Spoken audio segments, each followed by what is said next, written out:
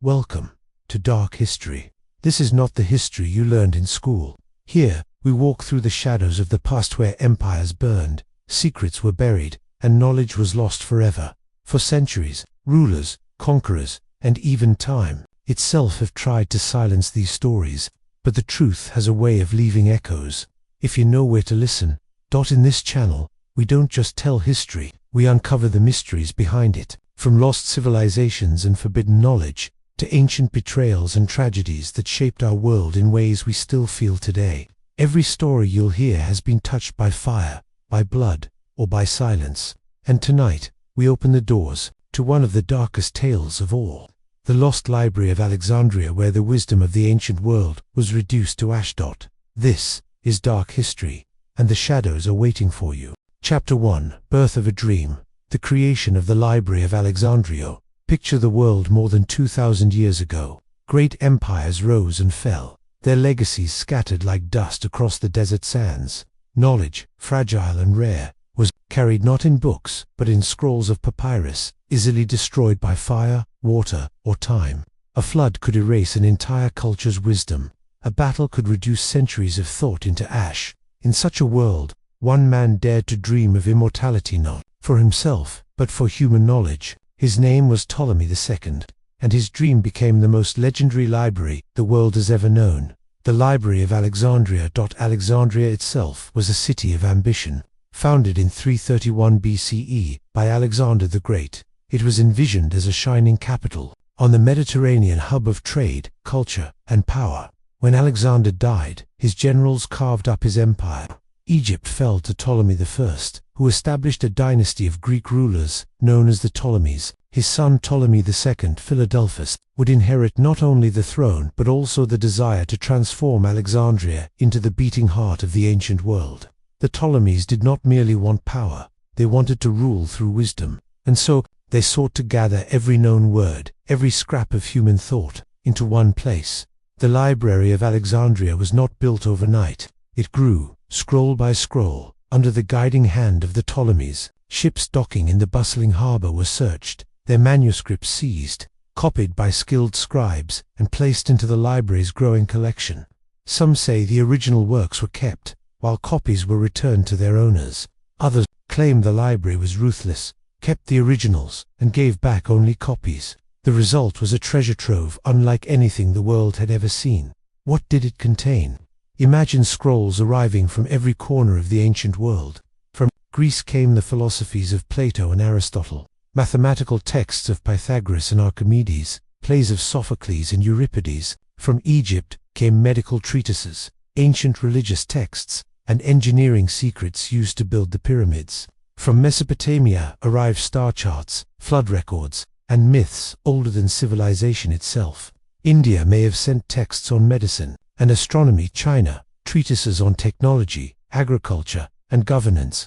Every scroll that touched Alexandria's shore was absorbed into this massive archive. At its height, the library may have contained between 400,000 and 700,000 scrolls, a staggering amount of knowledge for its time. But the library was more than just a warehouse of scrolls. It was alive. It attracted the greatest minds of the ancient world. Scholars, scientists, philosophers, and poets gathered here, supported by the patronage of the Ptolemies. They lived in the Mausoleum, a temple of the Muses, which served as both a university and a research institution. Think of it as the world's first great think tank, centuries before Oxford, Harvard, or the Sorbonne. Here, Euclid developed the foundations of geometry still taught today. Eratosthenes measured the circumference of the Earth with astonishing accuracy, centuries before Columbus or Magellan. Hero of Alexandria described inventions that looked like prototypes of steam engines, long before the Industrial Revolution. This was a place where minds played with the building blocks of the universe. The Ptolemies' ambition was not purely noble. Knowledge was power. By controlling information, they controlled the world. If Alexandria held the secrets of navigation, medicine, or engineering, then Egypt became more than a kingdom. It became the axis around which history revolved. The library was both a temple and a weapon. And yet, in its ambition, it also reflected a profound truth. Humanity has always feared forgetting. Even then, people understood how easily knowledge could vanish. Civilizations before them had risen and crumbled, their wisdom lost in ruins. By gathering every scrap of thought, the Ptolemies sought to conquer time itself. They were building a fortress, not of stone and iron, but of words and ideas. But this fortress was fragile. Scrolls were written on papyrus, a material that withers and crumbles with age. Fire could reduce centuries of wisdom into smoke within moments. Unlike stone monuments or golden treasures, the wealth of Alexandria was delicate, vulnerable. Even as it grew, whispers began that one day it could all be lost. The legend of the library has grown larger than history itself. Ancient sources describe it with awe, but also with contradictions. Some say it was housed in the royal palace district, near the Mausoleum. Others describe a smaller daughter library, housed in the Serapeum, a grand temple dedicated to the god Serapis. Perhaps there was not one library, but several. Perhaps the true library is part history, part myth. But even myths leave echoes on. The echo of Alexandria still haunts us. Think of the dream itself, a place where the sum total of human knowledge could be held, studied, and expanded. It was the first attempt at a global brain, a unification of cultures through words. In many ways, it was a prophecy of the internet, a vast, interconnected web of information, centuries ahead of its time. And like the internet, it raised questions. Who controls knowledge? Who decides what is preserved and what is erased? Can humanity handle the truths it uncovers? We know how the story ends, or rather, we know how it vanishes. The Library of Alexandria was lost. Whether by fire, neglect, or conquest, its scrolls turned to dust. And yet, the story of its birth matters as much as its death. It reminds us that humanity once dreamed of gathering all knowledge in one place, long before printing presses, long before cloud servers, long before digital archives. The Ptolemies built not just a library, but a symbol of our greatest desire, to remember, to understand, to preserve. When we speak of the Library of Alexandria, we speak not only of a place but of an idea so powerful that its shadow lingers even today. Its creation was an act of defiance against time, against loss, against the fragility of memory. And though its scrolls are gone, the dream lives on, every time we build, preserve, and seek knowledge. But if this was the dream, what was inside the treasure vault of scrolls? What secrets were whispered on those fragile papyri? What wisdom did humanity once hold in its hands, only to watch it turn to ash? That is where our journey continues. Chapter 2: The Treasure of Scrolls. What was inside the Library of Alexandria? Imagine stepping into a vast hall, the air heavy with the scent of ink and dried papyrus. Tall shelves stretch endlessly, scrolls stacked in careful order, each one containing a fragment of the human story. The silence is almost holy, broken only by the scratch of quills or the soft shuffle of sandals against marble floors. To stand inside the Library of Alexandria was to stand at the center of the ancient world's memory. But what exactly did these scrolls contain? What knowledge was so precious that rulers would seize manuscripts from ships and scholars would travel across continents just to copy a single text? The truth is, no catalogue of the library's contents survived its destruction. We cannot open the drawers of time and count them, but fragments of history, whispers from ancient writers, and the achievements of those who studied in Alexandria give us tantalizing glimpses of what might have been inside. The scrolls were not just stories, they were the building blocks of civilization, knowledge gathered from every corner of the known world. Let's begin with the most powerful legacy: science and mathematics. Ancient Egypt was already a land of numbers, its people capable of building pyramids aligned with the stars. Their scrolls likely contained architectural formulas, methods of surveying land, and the secrets of their vast irrigation systems. Combined with Greek mathematics, this knowledge became revolutionary. In the halls of Alexandria, scholars expanded geometry, trigonometry, and algebra. Euclid, who taught there, compiled the elements, the foundation of modern geometry. Imagine the other works that may have accompanied it and published treatises, mathematical puzzles, or even lost proofs that could have advanced human understanding centuries earlier. The library's shelves surely groaned under the weight of astronomical knowledge. Ancient Babylonians charted the stars with precision, predicting eclipses and recording planetary movements. The Egyptians tracked the flooding of the Nile using celestial cycles. Greek thinkers, too, reached for the heavens. Aristarchus of who studied in Alexandria, proposed something shocking: that the earth revolved around the sun. not the other way around. His heliocentric theory vanished into obscurity until Copernicus revived it nearly 1,800 years later. How many such revolutionary ideas lay buried in the library, dismissed as heresy, or simply forgotten because the scroll that carried them turned to ash? Then there was medicine. Egyptian doctors had practiced healing arts for millennia. Their medical papyri described surgeries, herbal remedies, and even early understandings of anatomy. In Alexandria, scholars dissected human bodies, a practice considered taboo elsewhere. They mapped the nervous system, the circulatory system, and the functions of organs.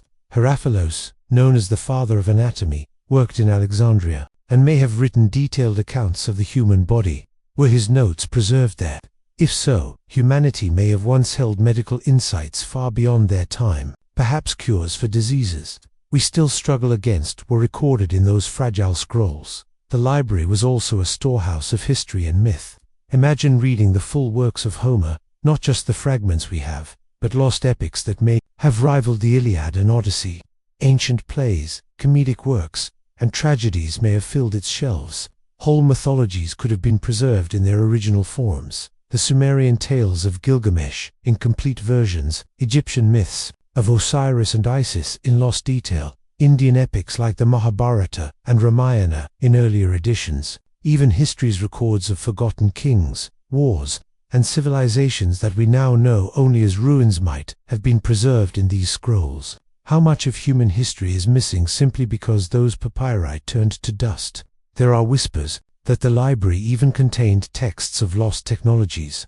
One of the most mysterious examples is Hero of Alexandria, who described a device called the Yolapila steam engine prototype. If humanity had nurtured this idea centuries earlier, could the Industrial Revolution have begun in the Roman era? Could we have had electricity, engines, or advanced mechanics 1,000 years before we actually did? Other accounts suggest that texts on mechanics, hydraulics, and even rudimentary robotics may have been preserved there. It is said that Ctesibios, another Alexandrian engineer, invented water clocks, force pumps, and even a primitive type of organ. His full works might have been lost in the flames. The library may also have held knowledge that crossed into the mystical and forbidden. Alchemy, the search for transmutation and eternal life, was practiced in Egypt and Greece alike. Scrolls may have contained recipes for strange metals, potions, or chemical experiments that bordered on the scientific. Some scholars suggest that the roots of chemistry were hidden there, alongside texts of astrology, divination, and esoteric wisdom. These would have blurred the line between science and magic, offering glimpses into how ancient people understood the unseen forces of the world. What made the library truly powerful, however, was not just the variety of its scrolls, but the intermingling of cultures. The Ptolemies did not discriminate, they seized knowledge from everywhere. From India may have come early concepts of zero, complex medical treatises like the Ayurveda, and Buddhist or Hindu philosophical texts. From China, perhaps manuscripts on governance, Confucian thought, agricultural methods, and maybe even fireworks or paper-making techniques, centuries before the West discovered them. From Africa, oral traditions written down, preserving wisdom of tribes, healing practices, and astronomical observations of the southern skies. This was a global library before globalization. But imagine the darker side. What if it contained knowledge humanity was not ready for? Imagine scrolls describing weapons, formulas, or technologies that could devastate civilizations. Did the Ptolemies stumble upon dangerous truths, secrets deliberately buried by time? The thought itself adds to the library's mystery, for when knowledge is concentrated, it can enlighten but it can also destroy. Of course, not all that was inside would have been useful or true. Ancient scrolls also contained myths, false theories, and wild speculation. But that is the nature of knowledge. It grows by trial and error. To lose those errors is to lose the path humanity once walked. We may never know which steps were retraced because the originals were lost. The true tragedy of the library is not simply the number of scrolls destroyed, but the lost voices. Every scroll was written by someone, somewhere, an ancient thinker, who spent years of their life recording observations, stories, or ideas. Thousands of minds, silenced in one great blaze. Thousands of windows into the human experience, shut forever. Today, we search for fragments. bits of lost plays recovered from scraps of papyrus in desert sands, fragments of forgotten philosophers, quoted in later works, hints of medical treatises preserved in Latin translations. These are the crumbs left from a feast we can no longer taste. Each one whispers of the banquet that once existed inside Alexandria's great halls. And so, when we ask, what was inside the Library of Alexandria, the answer is both everything and nothing. It was the memory of humanity, gathered in one place, but now scattered beyond recognition. It contained the seeds of ideas that could have bloomed centuries earlier. It contained our myths, our sciences, our mistakes, and our triumphs. It was a mirror of the ancient world, reflecting knowledge from every civilization. And yet today, we see only the cracked glass of that mirror. We are left with silence, with shadows, with speculation. The treasure of scrolls that once filled Alexandria's halls has become humanity's greatest what-if. But as we mourn their loss, another question burns. How did this treasure disappear? Was it destroyed in one single night of flames, or slowly erased by centuries of neglect, war, and conquest? The story of its destruction is as mysterious and as contested as the story of its birth. That is the tale we turn to next. Chapter 3: A City of Knowledge. Scholars of Alexandria. The Library of Alexandria was not just a building filled with scrolls. It was alive with people, ideas, and voices. To imagine the library without imagining its scholars is like imagining a stage without actors. Its halls were filled with men and women who dedicated their lives to knowledge, thinkers who changed the way we see the universe, and dreamers who dared to ask questions no one else had. Their stories, though only fragments remain, give us a sense of the fire that once burned in Alexandria, fire of curiosity that rivaled the flames that later consumed it. The Ptolemaic kings, who built the library, understood that knowledge was power. They didn't merely want books, they wanted the best minds of their age. They lured scholars with promises of wealth, status, and endless resources. Imagine arriving in Alexandria as a philosopher from Athens, a mathematician from India, or an astronomer from Babylon. Here, in this city by the sea, you would find not only the world's greatest collection of scrolls, but also an audience of peers, other brilliant minds eager to debate, to challenge, and to build on your work. The city itself was designed to impress. White marble streets gleamed in the sun. The great lighthouse, the Ferris, towered over the harbor, one of the wonders of the ancient world. And near the royal palace stood the Mausoleum, the temple of the Muses, where the library resided.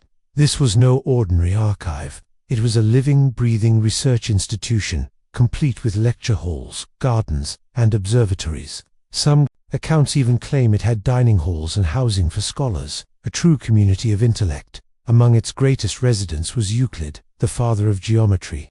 His Elements, written in Alexandria, became the most studied textbook in history, shaping mathematics for over 2,000 years. Imagine him walking the corridors, chalk in hand, drawing shapes on wax tablets, explaining to students how lines, angles, and planes formed the hidden language of the universe. What other works did Euclid create that we no longer have? Did he leave behind advanced theories we can only dream of? The thought alone is haunting. Another towering figure was Eratosthenes, the chief librarian himself. He was a man of staggering curiosity, equally at home in literature, geography, and mathematics. Using nothing but shadows, geometry, and a stick planted in the ground, he calculated the circumference of the Earth with astonishing accuracy over 2,000 years before satellites confirmed it. Picture him standing in the library's courtyard, squinting at the sun, making measurements that defied the imagination of his time. What maps might he have drawn? What forgotten books of geography might he have compiled? Perhaps the library contained detailed records of lands far beyond the Mediterranean. Knowledge we now believe was discovered much later. Then there was Hero of Alexandria, an engineer whose imagination seemed centuries ahead of his time. He built mechanical devices powered by air, water, and steam.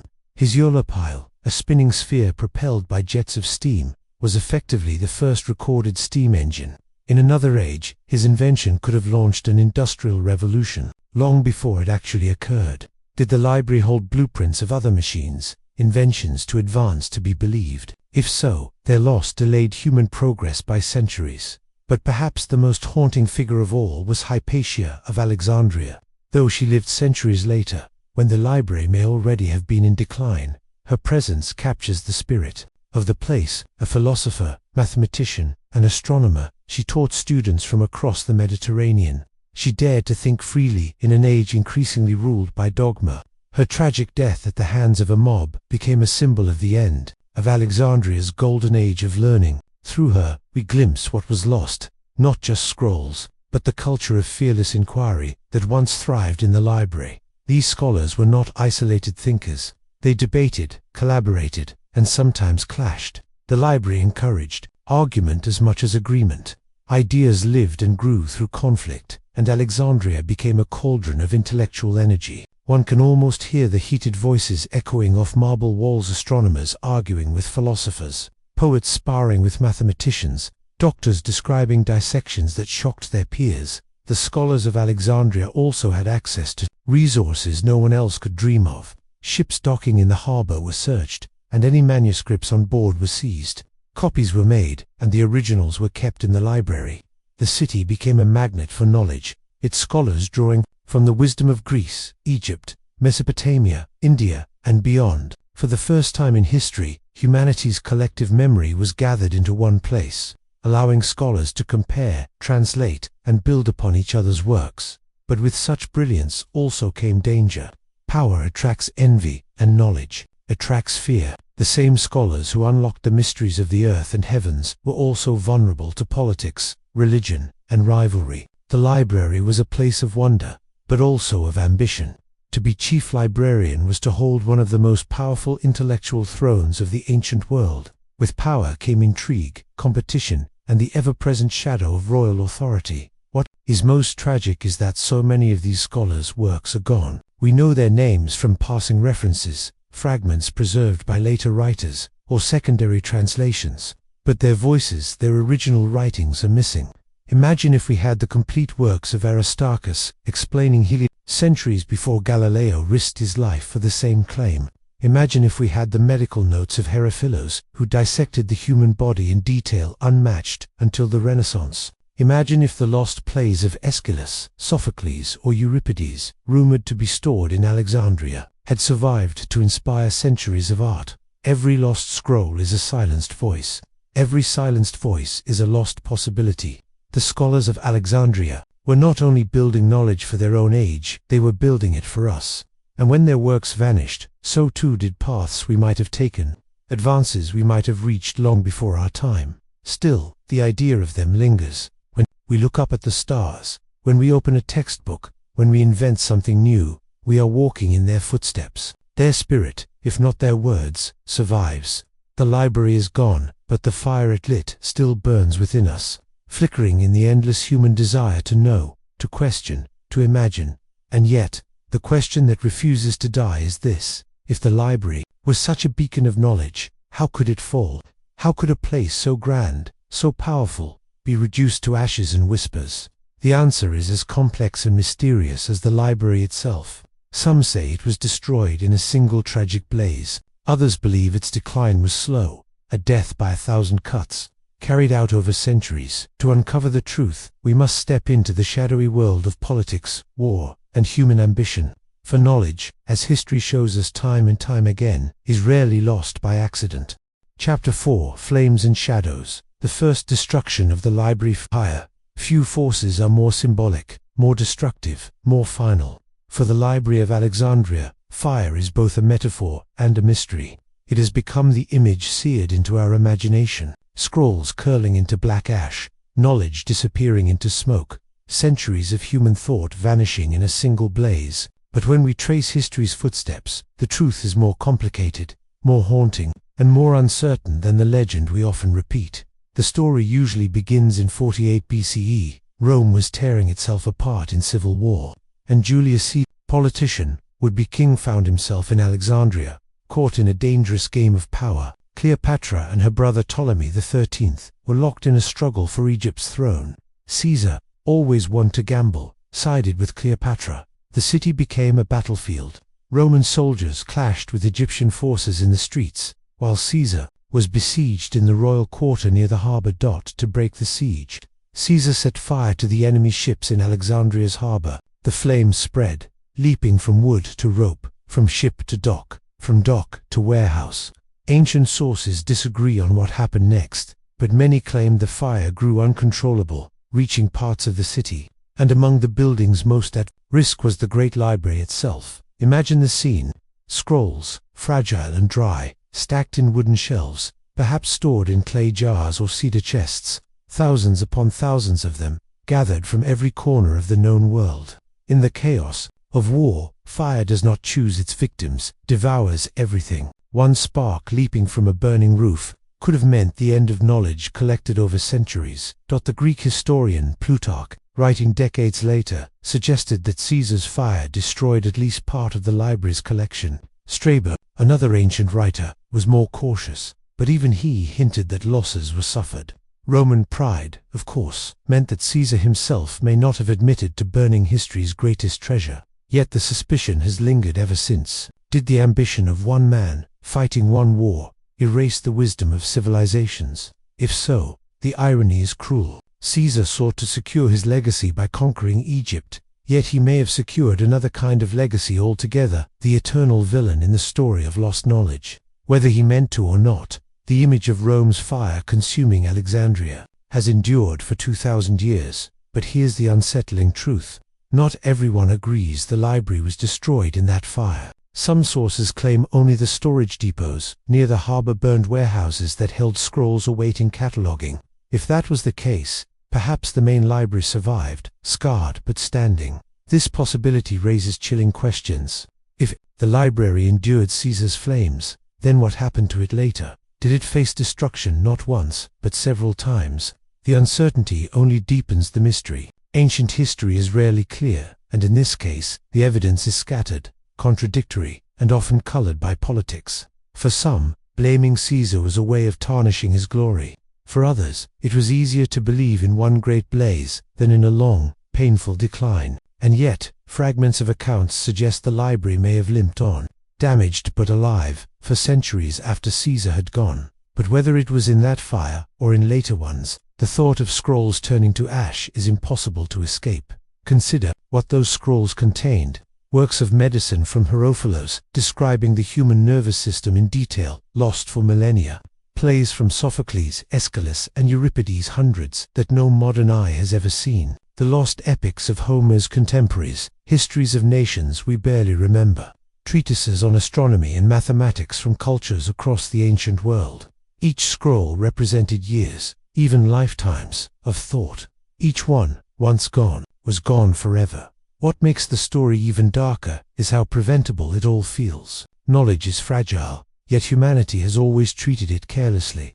One careless torch, one spark in the wrong place, and centuries of human effort vanish. As the fire raged, did anyone try to save the scrolls? Were scholars racing through corridors, clutching precious manuscripts, fleeing into the night? Or was the destruction so sudden, so overwhelming, that nothing could be done? We can only imagine. Even if the fire did not obliterate everything, its symbolism is undeniable. It marked the beginning of the library's decline. Like a wounded body, the library may have survived, but never fully recovered.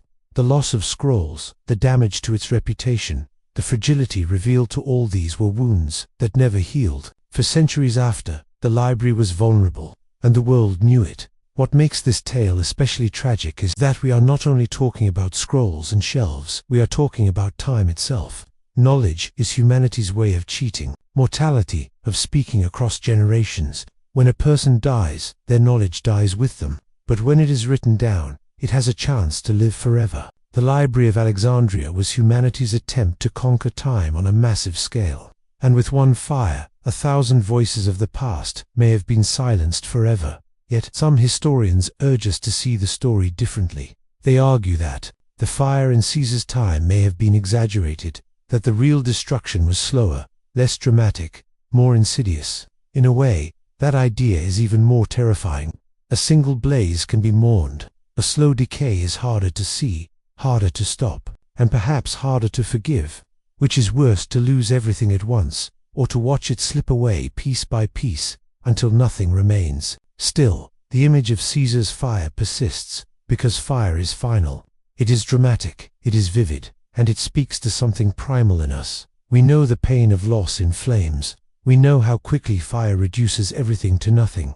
To imagine the library's scrolls burning is to feel history itself being stolen from us. But whether or not the great fire of Caesar's siege destroyed the library in one night, it certainly planted the idea in history's mind. The story of Alexandria would forever be tied to fire, to destruction, to tragedy. It set the stage for the centuries of speculation that followed, and so, we are left with questions. Was the library consumed in a single blaze? Did it limp on, wounded, only to be destroyed later by others? Or did it die not from fire at all, but from neglect, politics, and time? Whatever the answer, the shadow of Caesar's flames hangs over the library like a curse. One thing is certain, whether in a single night of chaos or across centuries of decline, the library's destruction robbed humanity of treasures beyond imagination, and what haunts us most is not just what we know we lost, but what we will never even know existed. The flames may have burned in the past, but their smoke still lingers in our minds today. Chapter 5: The Long Decline. Was it slowly forgotten?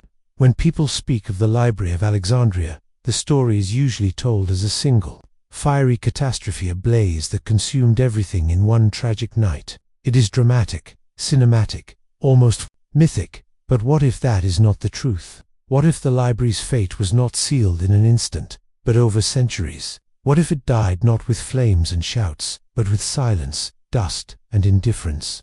This possibility unsettles us because it suggests a different kind of tragedy, not destruction by fire, but by neglect. Imagine a building once alive with scholars, debates, discoveries, and the scratching of pens on parchment. Over time, the halls grow quieter, the scrolls gather dust, the once proud city shifts its priorities, and the library is left to fade into obscurity. Knowledge, in this version of events, was not stolen, it was abandoned. The library existed in a turbulent time. Founded under the Ptolemies, it depended on wealth, stability, and a ruler's devotion to learning. But dynasties shift, rulers change, wars come and go. What happens to a house of knowledge when kings care more for politics than philosophy? Even the greatest treasure needs guardians, and without them, it becomes vulnerable. By the 1st century BCE, Alexandria was no longer the invincible jewel it had once been. Rome loomed large, Egypt's independence waned, and scholars who once flocked to the library began drifting elsewhere. Even if Caesar's fire did not annihilate the library, it almost certainly weakened it, damaging its stores, scattering its scholars, diminishing its prestige. Then came centuries of uncertainty. Fires, wars, and religious upheavals struck Alexandria. Again and again, each time, the library or what remained of it may have suffered more. But none of these incidents are described with the finality of complete destruction. It is as if the library was not killed in a single blow, but bled slowly across centuries, until nothing remained to bury. Consider the possibility that scrolls were not all destroyed, but dispersed. Some may have been carried away by soldiers as loot, others could have been smuggled out by scholars seeking to protect them. Still others may have been sold, forgotten in private collections, lost to mold and insects over time. In this sense, the library's death was not a sudden vanishing, but a slow scattering of knowledge across the ancient world, and scattered knowledge is almost as bad as lost knowledge. Imagine a great symphony torn into scraps, with one page left here, another there, and many gone forever. No one person could reassemble it. No one civilization could put the pieces back together. The library's dream of housing all the world's knowledge under one roof may have been its greatest strength, but once broken, that dream became its greatest weakness. Even more chilling is the thought that scrolls may have survived, but were ignored. As regimes changed, what had once been prized became suspect. Philosophies branded as heretical, sciences deemed dangerous. Histories that contradicted new powers, all could have been deliberately neglected or even destroyed. When Christianity spread through the empire, pagan knowledge was often suppressed. Later, Islamic authorities too may have had little patience for works that conflicted with their worldview. Knowledge does not have to burn to die, it can simply be left unread, unvalued, and unloved. Archaeologists and historians have long debated whether the library survived into the Christian era. Some evidence suggests it may have, in some form, until the 3rd or 4th century CE. If true, that means the library lasted centuries after Caesar's siege. But those centuries were not kind ones. Alexandria saw riots, invasions, and civil unrest. Each event chipped away at the library's body until it was little more than a ghost of its former self. By the time the Arab conquest came in the 7th century CE, there may have been little left to destroy. Perhaps only fragments of the collection remained, stored in temples or private hands. The once great library may already have been a memory. If this is true, then its loss was not sudden, but stretched across generations, so gradual that few even noticed until it was too late. This idea of a slow decline rather than a single disaster may sound less dramatic, but in many ways it is even more disturbing, because if true, it means humanity had many chances to save it and failed every time. It means rulers and scholars alike let the world's greatest treasure wither away before their eyes. And it means the greatest threat to knowledge is not always fire, but forgetfulness. Think of it this way. Fire can destroy a library once, but neglect can destroy it forever. Neglect is invisible. It creeps in quietly. It hides behind shifting priorities, economic troubles, and political turmoil. Neglect is not the dramatic villain of the story, but it may be the most effective. There's also a haunting irony here. The Library of Alexandria was built to preserve human memory against time, yet it may have been time itself that killed it. Without constant care, knowledge is fragile. Papyrus decays, ink fades, parchment crumbles. Without scholars to copy texts, without rulers to fund preservation, without readers to keep words alive, even the greatest library turns to dust. In the end, perhaps the most tragic thought is this: the library's fate might not have been sealed by one man, one army, or one religion. Perhaps its fate was sealed by humanity's inability to value knowledge consistently. It is a story that has repeated itself many times, since the burning of Baghdad's House of Wisdom, the destruction of Mayan codices, the looting of countless monasteries and archives. The pattern is clear. Knowledge dies, not just when flames consume it, but when people stop protecting it. So when we ask, was the library destroyed in a single night? The answer may be more unsettling than yes or no. Perhaps the Library of Alexandria was not destroyed at all, it was forgotten. And in that forgetting lies a lesson. If knowledge requires care to survive, then every generation must choose to value it. The library's long decline is a warning carved into history that human memory is fragile, and what is not preserved will be lost. Even now, the shadows of the library haunt us. We imagine its shelves, its scrolls, its lost words. But perhaps the true ghost is not in the fire or the ruins, it is in the silence that follows neglect. A silence that stretches across centuries, reminding us not only of what we lost, but of how easily we could lose it again. Chapter 6: The Christian Era. Was knowledge silenced? By the 3rd and 4th centuries CE, the ancient world was changing. The Roman Empire, once a patchwork of pagan gods, was shifting toward a single faith, Christianity, with Constantine's conversion and the Edict of Milan in 313 CE.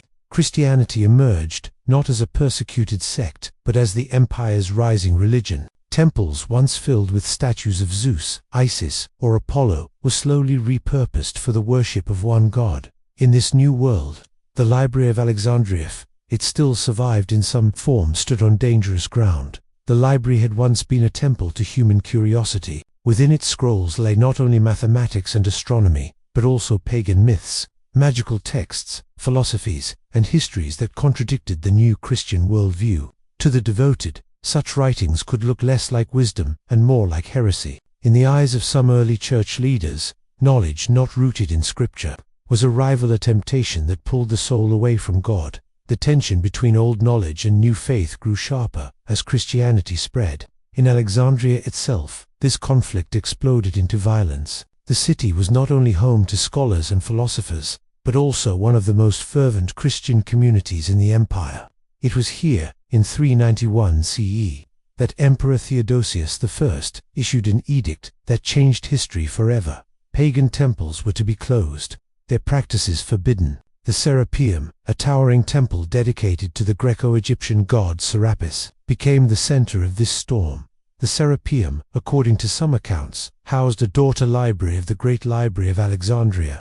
While the original museum may have long since declined, this secondary collection built under Ptolemy III was said to contain thousands of scrolls. When Theodosius's decree came, Alexandria's bishop Theophilus led a campaign to destroy pagan shrines. Riots erupted, Christians clashed with pagans, and eventually the Serapeum fell. Statues of gods were smashed, altars overturned, and whatever texts remained within its halls were most likely burned or scattered. Whether the Serapeum still housed significant scrolls of the ancient library is debated. Some historians argue that by this time, little remained of the original collections. Others insist that a portion of the library's legacy survived there. Until this moment, that the Edict of Theodosius struck one of the final blows. What cannot be denied is the symbolism. In this act, Christianity announced not just the end of pagan worship, but the end of tolerance for much of the knowledge associated with it. But the most haunting chapter of this conflict is not the fall of the Serapeum, it is the death of Hypatia. Hypatia of Alexandria, daughter of the mathematician Theon, was a philosopher, astronomer, and teacher. She became a symbol of the last flowering of classical knowledge in Alexandria. Students came from across the Mediterranean to hear her lectures on Plato, Aristotle, and the movements of the stars. She was admired by pagans and even respected by many Christians for her brilliance and virtue. Yet in 415 CE, Hypatia was brutally murdered by a Christian mob. Dragged from her chariot, she was stripped, flayed alive with pottery shards, and burned. Her death was not only the silencing of a brilliant mind, but also a symbol. Philosophy, science, and reason were being eclipsed by the rising power of dogma. Too many, Hypatia became the ghost of the library itself, the last defender of knowledge against the fury of intolerance. Her death raised a terrifying question. If knowledge itself could be considered heresy, how much was destroyed not by accident, but by design? Scrolls containing pagan myths, magical practices, or philosophies that challenged scripture may have been systematically burned. Libraries were not only neglected but actively purged. Two Christian zealots, destroying such works was not vandalism, it was salvation. Of course, not all Christians despised knowledge. Many church fathers preserved and studied ancient texts. Augustine read Plato, and monks across Europe would later copy Greek and Roman works in painstaking detail. But there was always a filter. Only texts deemed useful or safe were preserved. Others vanished, not because they were unknown, but because they were forbidden. Consider the writings of Epicurus, the philosopher who argued that the gods do not interfere with human life and that the universe is made of atoms. His works largely vanished during the Christian era, surviving only in fragments. Or think of the vast libraries of medical and magical knowledge that were denounced as sorcery and destroyed. In silencing these voices, humanity may have lost cures, technologies, and philosophies that could have altered history. The story of the Christian era and the Library of Alexandria is not a simple one of villains and victims. Christianity did preserve much knowledge, but it reshaped it in its own image. What could not fit was cast aside. The result was not a sudden fire, but a narrowing of human curiosity. The great dream of Alexandria to gather all the world's knowledge was reduced to a smaller vision, to preserve only what was compatible with faith. The image is chilling. Imagine halls once filled with scrolls, their shelves reaching high, their contents ranging from astronomy to alchemy, philosophy to engineering. Now imagine those shelves half empty, scrolls pulled down and thrown into fire pits by men who believed they were serving God. Imagine knowledge not merely neglected but deliberately erased, word by word, as if humanity itself was rewriting its own memory. This vision is what makes the Christian era such a controversial chapter in the library's story. Was it simply neglect, or was it silencing? Did Christianity inherit the ruins of a library already long gone, or did it actively extinguish the last sparks of Alexandria's light? Historians still argue, but one thing is certain: by the end of the 5th century, the library, whether scattered, destroyed, or censored, was gone. What remains is the haunting legacy of what might have been. If Hypatia had lived, if the Serapeum had survived, if Christian leaders had chosen preservation over destruction, would the Renaissance have dawned centuries earlier? Would humanity have reached the stars long before we ever dreamed of it? These are questions we can never answer, because the scrolls that held those answers are gone, lost in the silence of history. And so, in the shadows of the Christian era, the Library of Alexandria met perhaps its most tragic fate, not burned in a single night, but slowly strangled by the hands of faith, politics, and fear. Chapter 7: The Islamic Conquest, the Final Blow. By the 7th century, The ancient world was already a memory. Rome had fallen, Christianity had taken root across Europe and the Mediterranean, and Alexandria itself, once the glittering jewel of the Hellenistic world, stood as a weathered remnant of its former greatness. The city still bustled with trade, its lighthouse still pierced the sea, but its days as the center of human knowledge had long since dimmed. Yet, in the whispers of history, one last shadow hangs over Alexandria's fate: the Islamic conquest. Was this the final moment when the last embers of the library were extinguished forever? The year was 642 CE. The armies of Islam, newly united under the banner of faith, surged across the deserts of Arabia, conquering vast territories with astonishing speed. Egypt, the breadbasket of the Byzantine Empire, became their next target. When the Muslim general Amr ibn al-As marched into Alexandria, the city was already weakened by decades of political turmoil and religious conflict. Byzantine control was collapsing, and the once great city of knowledge was but a shadow of what it had been. According to some accounts, Amr's victory brought with it a tragic decree.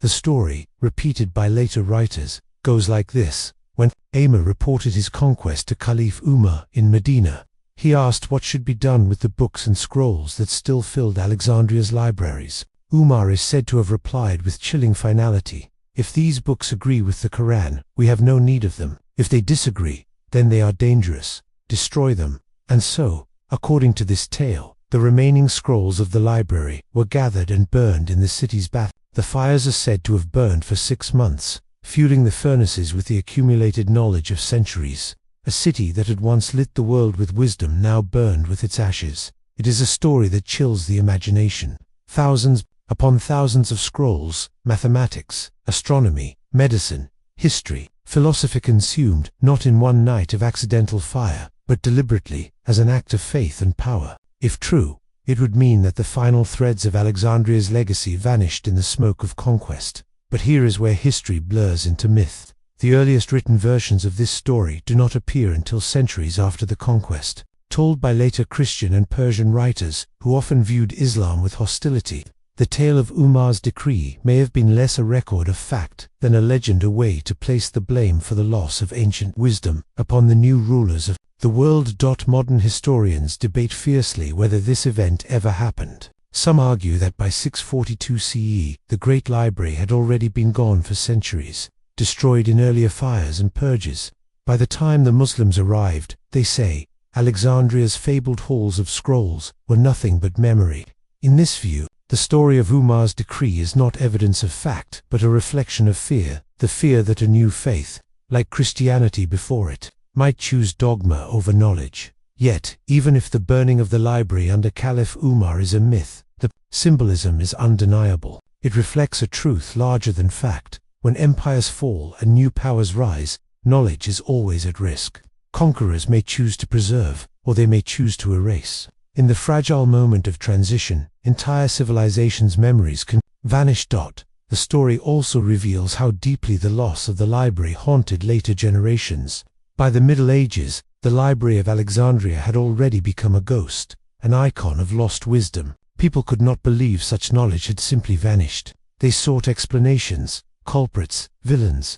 Some pointed to Julius Caesar, others to Christians, others to Muslims. In each case, the narrative was the same. Human arrogance and fear had destroyed what could have saved us. But the Islamic conquest of Egypt is not only remembered for this contested destruction, it also gave rise to one of history's greatest paradoxes. For while some stories accused Islam of destroying knowledge, others revealed that the Islamic Golden Age became one of the greatest preservers and translators of ancient wisdom. Within a century of Alexandria's fall, Muslim scholars in Baghdad, Damascus, and Cordoba were collecting Greek, Persian, and Indian texts, translating them into Arabic, and building vast libraries of their own. The House of Wisdom in Baghdad, founded in the 8th century, became a new Alexandria. Here, the works of Aristotle, Galen, Ptolemy, and Euclid were not only preserved but expanded upon. Muslim astronomers charted the stars with precision, physicians advanced medicine, and mathematicians gave us algebra and algorithms. In this sense, the spirit of the library may have found refuge not in Alexandria, but in the very world that later legends accused of destroying it. And yet the irony remains haunting. If the story of Umar's decree is false, It is because the truth is worse. By the time the Arabs entered Alexandria, the library was already gone. Humanity had already squandered its greatest treasure.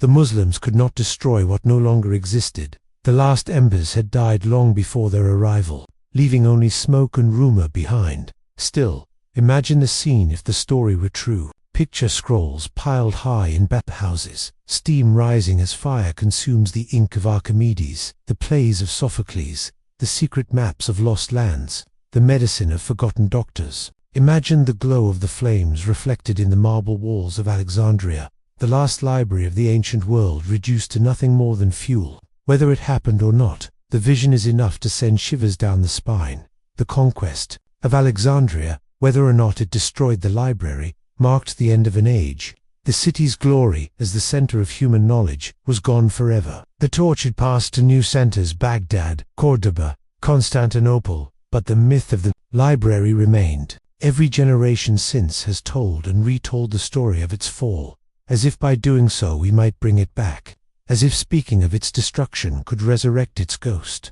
And so, the Islamic conquest remains the final blow in the legend of the Library of Alexandria. Whether it was fact or myth, deliberate fire or centuries of neglect, the outcome was the same: silence. What humanity once knew, we will never fully know again. The library became not a place, but a symbol, a reminder of what we are capable of losing when fear triumphs over curiosity. In that silence lies the greatest tragedy. For the library was not just shelves of scrolls, it was the memory of our ancestors, the echo of voices who lived and dreamed long before us. Its loss reminds us that knowledge is fragile, that civilizations rise and fall. But wisdom, if not guarded, can vanish overnight. And so we are left with the haunting question: did Amr ibn al-As and Caliph Umar truly burn the last books of Alexandria, or had the library already burned itself out long before they arrived? History does not give us the answer. All we have is the legend, the smoke of a fire that may or may not have been, and the eternal mourning for what was lost. Chapter 8: What We Might Have Lost. Ancient science. The Library of Alexandria was not just a collection of stories, myths, and philosophies. It was also the greatest scientific archive of the ancient world. Imagine, for a moment, walking through its halls not as a poet or philosopher, but as a scientist. The shelves would not only hold tales of gods and kings, but the careful observations of astronomers, the experiments of engineers, the diagrams of anatomists, the blueprints of machines. If the library had survived, how different might the history of science and, indeed, the entire modern world have been? To understand what was lost, we must look at what the ancient world already knew, and then imagine what might have been hidden in those lost scrolls. For though fragments survived, they are but scattered pieces of a much larger mosaic. The full picture, the one that burned with the library, could have rewritten the story of civilization itself. Let us begin with astronomy, the science that gazes into the heavens. More than 2,000 years ago, Greek astronomers were already calculating the movements of the stars with astonishing accuracy. Hipparchus, working in the 2nd century BCE, had compiled one of the most detailed star charts of antiquity. Recording over 800 stars, he discovered the precession of the equinoxes, a subtle wobble of the Earth's axis that modern science confirmed many centuries later. Imagine what else might have been known. Some believe the library could have contained early heliocentric theories, the idea that the Earth revolves around the Sun. We know that Aristarchus of Samos proposed such a model in the 3rd century BCE, but his works survive only in fragments. If his full theories were preserved in the library, humanity could have broken free from geocentric illusions more than 1,000 years before. Copernicus. Consider the possibility. Telescopes, observatories, maps of planetary motion all envisioned, not in the 16th century, but in the Hellenistic age. What if Newton's laws had been anticipated by ancient mathematicians, and the space age had begun in the Roman Empire? It seems unthinkable, yet the seeds were already planted. The library might have held the soil in which they could have flourished. Then there is medicine. The ancients were not strangers to anatomy, surgery, and pharmacology. Herophilos of Alexandria, working in the 3rd century BCE, was the first known physician to perform systematic dissections of the human body. He identified the difference between veins and arteries, studied the brain and nervous system, and described the function of the pulse, but his writings are lost. What we know of him comes only through fragments quoted by later authors. Imagine what else he recorded: techniques of surgery, descriptions of diseases, remedies from plants now forgotten. The loss of this medical knowledge is not merely theoretical. It may have cost millions of lives. Plagues swept across the ancient world, devastating empires. The Antonine Plague, the Plague of Cyprian, the Justinian Plague. What if their cures had already been written down in Alexandria? What if the library had preserved the key to germ theory centuries before microbes were discovered? Perhaps smallpox and cholera could have been eradicated not in the 20th century, but in the 3rd. Perhaps the history of human suffering would look entirely different. And what of engineering? Here the stories become tantalizing. In the 1st century CE, a man named Hero of Alexandria wrote treatises on mechanics and invention. His surviving works describe the first known steam engine device called the eolipile, which used heated water to spin a ball on its axis. To us, it seems a toy, but Hero clearly understood the principles of steam power. What if this was only a fragment of a larger body of work preserved in the library? What if scrolls described more advanced engines, pumps, or machines powered, not by muscle or wind, but by pressure and heat? Could the Industrial Revolution have arrived in the Roman age? Imagine legionaries traveling in steam-powered war machines, or merchants crossing the seas in mechanical ships. The library might also have contained the secrets of lost technologies. The Greeks were fascinated by automata, mechanical devices that moved as if alive. Hero himself described doors that opened automatically and mechanical birds that sang. Some whisper of even greater wonders, machines that could calculate, or water clocks so precise they rivaled modern instruments. Were these just toys, or were they the first sparks of robotics and computing? We will never know, for the scrolls that might have told us lie in ash and silence. Mathematics, too, suffered from the library's loss. Euclid's Elements survived, but many of his other works did not. Archimedes, the greatest mathematical genius of antiquity, left behind only a portion of his writings. In one surviving text, rediscovered centuries later in a palimpsest, he had already begun to explore concepts that resemble calculus.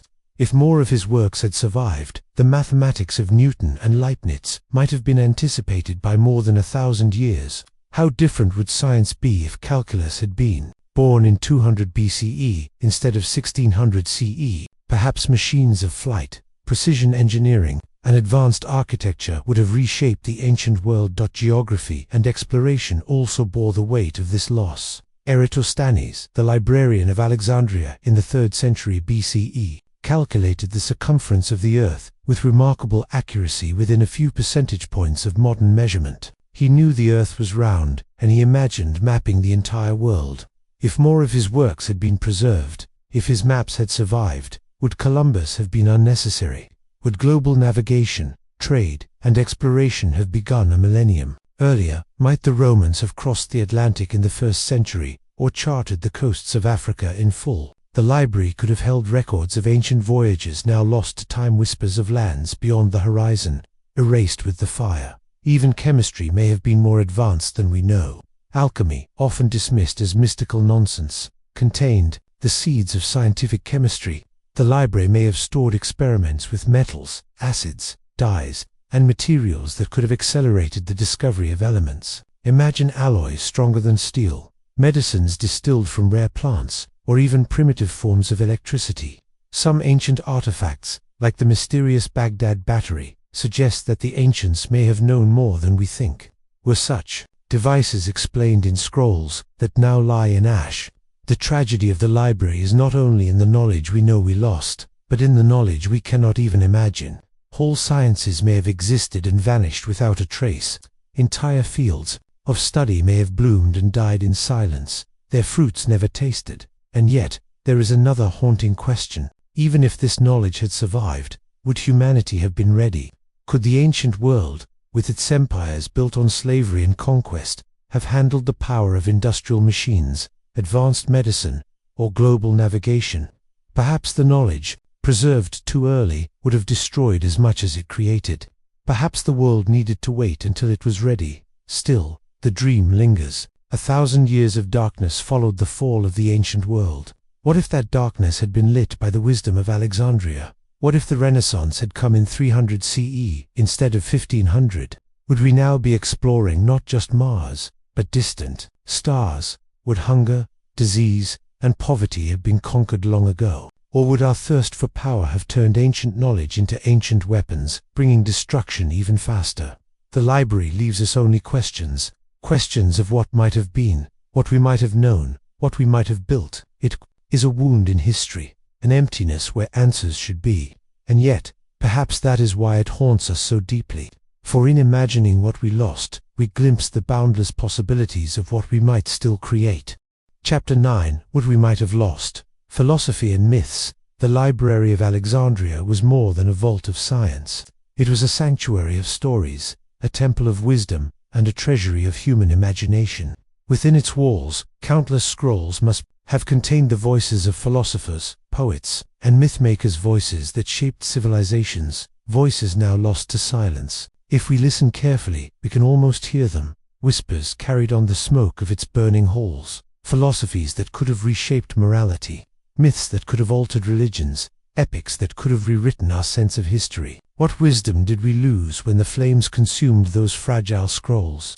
Let us begin with philosophy, the heart of the ancient mind. We know of Plato, Aristotle, Socrates, Epicurus, and the Stoics because fragments of their work survived. But what of the others? The Greek world was filled with schools of thought, many now reduced to a single quote or reference. For example, Democritus, known as the laughing philosopher, proposed the theory of atoms more than 2 millennia before modern science confirmed it, yet most of his writings are gone. What if the library had preserved them in full? Atomic theory had matured in the ancient world, leading to discoveries of physics centuries earlier. Consider also the teachings of the Pythagoreans, a secretive order that believed numbers were the key to the cosmos. Their doctrines blurred the line between mathematics, music, and mysticism. We have only echoes of their philosophy, yet perhaps within the library lay entire volumes of their cosmic theories. Did they imagine the structure of galaxies? Did they speculate about infinity? Perhaps their wisdom could have guided mathematics and spirituality down different paths, weaving science and meaning together in ways our world never experienced. Eastern philosophies, too, may have been represented. The library, after all, sought knowledge from every land touched by trade. Egypt, Mesopotamia, India, even China. Could translations of the Upanishads, the teachings of the Buddha, or the legal codes of Mesopotamian kings have been preserved there, centuries before Europe rediscovered them? If so, the moral and ethical systems of the world might have fused far earlier, blending East and West into a shared philosophy of life. Perhaps conflicts between cultures could have been eased by shared understanding, by wisdom read instead of fought for. Religion, too, may have been altered by the library's loss. Many myths were preserved only in fragments, others vanished altogether. Imagine the full sagas of Mesopotamian gods, entire cycles of Egyptian myths, or lost Greek plays that dramatized the ancient pantheon. We know of Homer's Iliad and Odyssey, but Homer wrote more, now lost. What if the library preserved the complete works of Homer, Hesiod, and countless unnamed poets? Entire mythologies might have survived, revealing how ancient people understood creation, death, the afterlife, and the gods themselves. Consider the lost tragedies of Athens. Of the hundreds of plays written by Aeschylus, Sophocles, and Euripides, only a handful survive. The library may have stored them all, epics of love, betrayal, war, and morality. What lessons of humanity were lost when those scrolls turned to ash? How many mirrors to the human soul vanished in silence? Perhaps within those plays lay forgotten insights into psychology, ethics, and the timeless struggles of human nature. Then there are the myths that might have changed religions themselves. What if the library preserved the earliest versions of biblical texts, or the complete archives of Egypt's priesthood? What if stories of forgotten prophets, strange gods, or cosmic beginnings lay hidden on its shelves? Perhaps some scrolls challenged the narratives that later became dominant. Perhaps some explain mysteries still debated today, the origins of monotheism, the influence of Zoroastrianism, the links between Egyptian rituals and early Christianity. These were stories that shaped nations, stories that commanded what. Yet, perhaps, other versions of them were destroyed before the world could read them. Beyond myth and philosophy, history itself may have been rewritten by the library's loss. Ancient historians like Herodotus, Thucydides, and Polybius survive in part, but countless others are lost. Imagine histories written from the perspective of Carthage, Persia, or Egypt itself. The victors write history, we are told, but perhaps the library contained the voices of the defeated. What would we know of Hannibal if his own people's records survived? What of the conquered nations of Rome, or the forgotten tribes of Africa and Asia? The library may have preserved a truer, fuller history of humanity, a history erased when flames devoured its scrolls. Even stranger possibilities emerge. Some have speculated that the library might have preserved myths of civilizations now lost, tales of Atlantis, or records of ancient cataclysms passed down as legend. While such claims dwell in speculation, they capture the imagination. If there were scrolls recounting great floods, fires, or cosmic disasters, they might have preserved forgotten memories of real events, encoded in myth. Perhaps the truth of lost civilizations lies not in ruins beneath the sea, but in scrolls that turned to smoke. The loss of these myths and philosophies is not only academic, it is personal. Stories are the way we understand ourselves. They give meaning to suffering, joy to triumph, and structure to chaos. The library may have held countless mirrors to the human spirit, mirrors that shattered in fire. What might we have learned of ourselves if those reflections had survived? What dreams might we have dreamed differently? And yet, just as in science, there is the haunting question, would we have been ready? Perhaps certain myths and philosophies were too radical for their time. Imagine if Eastern nonviolence had been embraced by Rome, or if atomism had stripped the gods of their power centuries before Christianity arose.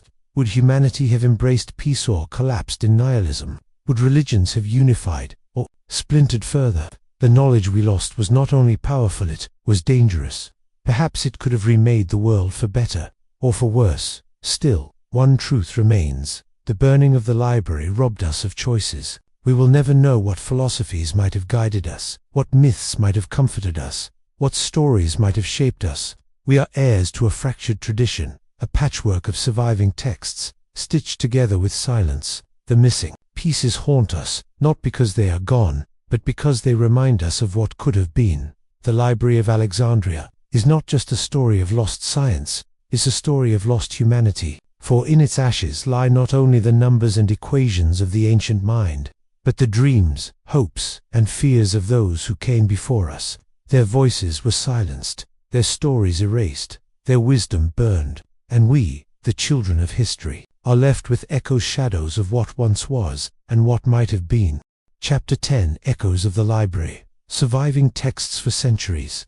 The tale of the Library of Alexandria has been told as a story of absolute loss, of countless scrolls reduced to smoke, of knowledge forever vanished into silence. And yet, not all was lost.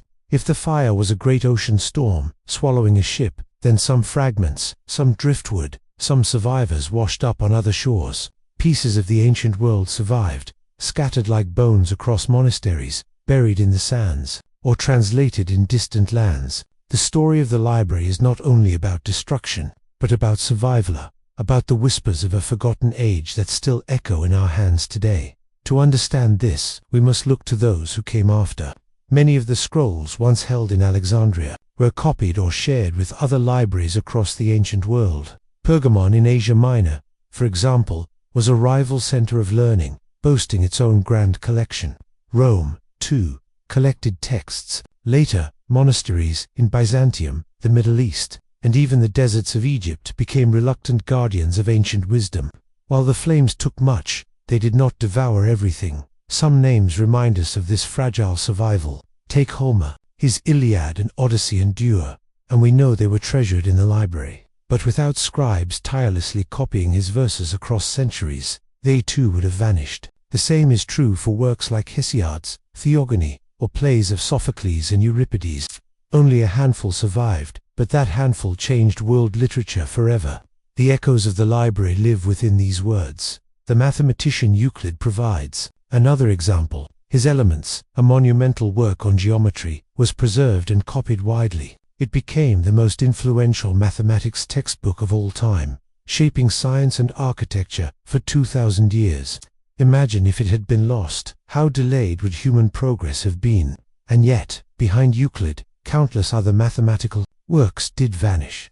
leaving tantalizing hints that his brilliance was but one flame in a much larger fire. Then there is Archimedes, whose genius survives only in fragments. His works on mechanics, levers, and hydrostatics remain, but others like his treatises on infinity, or his ideas about celestial motion were mostly lost. One manuscript, the Archimedes palimpsest, was only rediscovered in modern times, having been overwritten with prayers by medieval monks. Its survival is almost accidental, a reminder of how fragile the chain of knowledge truly is. If Archimedes' brilliance shines through even these fragments, imagine the brilliance of the complete works once kept safe in Alexandria. Medicine too bears the scars of survival. Hippocrates, often called the father of medicine, survives in scattered texts. Galen, another towering physician, studied in Alexandria itself, and much of what we know of ancient medicine comes from his writings. These were preserved, in part, because they were translated into Arabic and carried to Baghdad during the Islamic Golden Age. From there, they eventually filtered back into Europe centuries later, helping spark the Renaissance. Without these echoes, medicine may have remained chained to superstition far longer. The survival of texts was not always due to luck. Sometimes it was due to deliberate preservation by cultures beyond Greece. The Islamic world, in particular, played a critical role.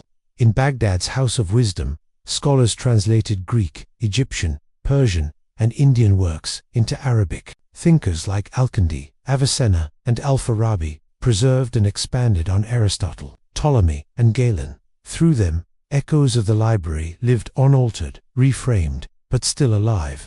When Europe plunged into the Dark Ages, it was in the libraries of Damascus, Cordoba, and Cairo that much of classical wisdom survived. Without them, the Renaissance might never have come. Egypt itself held fragments to the Nag Hammadi texts, discovered in the 20th century, revealed hidden Gnostic gospels buried in jars in the desert.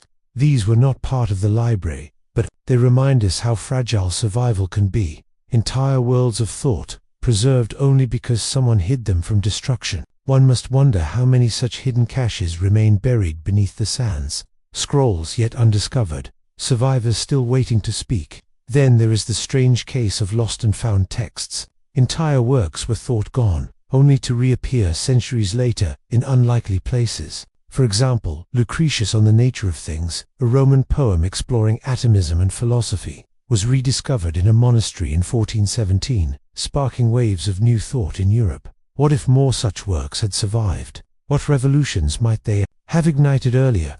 Of course, the greatest tragedy lies in what we know is missing. Of the 120 plays of Sophocles, only 7 remain. Of Aeschylus 90 plays, only 7. Of Euripides 92, only 18. Entire voices silenced, entire visions erased. The library once held them all, yet only faint echoes reach us now. History too is fractured. We know the writings of historians like Herodotus and Thucydides, but countless others are gone. Imagine Egyptian accounts of their own pharaohs, or Carthaginian chronicles of the Punic Wars. Instead, we know them mostly through Roman eyes, the victors' voices. The library may have preserved the voices of the conquered.